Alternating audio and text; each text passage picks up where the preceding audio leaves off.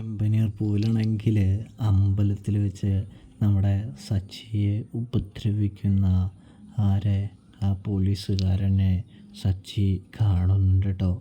ഇതേ സമയമാണെങ്കിൽ സച്ചിക്കാണെങ്കിൽ നല്ല രീതിയിൽ ദേഷ്യം വരുന്നുണ്ട് എന്ന് കാണാനായിട്ട് സാധിക്കും. സച്ചിയാണെങ്കിൽ നല്ല രീതിയിൽ തന്നെ നോക്കി പേടിപ്പിക്കുകയാണ് പോലീസ് ഇൻസ്പെക്ടറെ. അയാൾ തിരിച്ചും ചെയ്യുന്നുണ്ട്.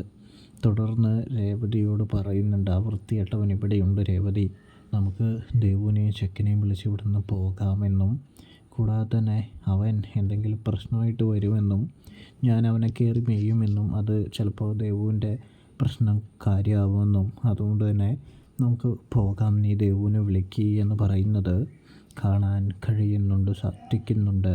പ്രേക്ഷകരെ, പ്രിയ കൂട്ടുകാരെ, അപ്പോൾ സബ്സ്ക്രൈബ്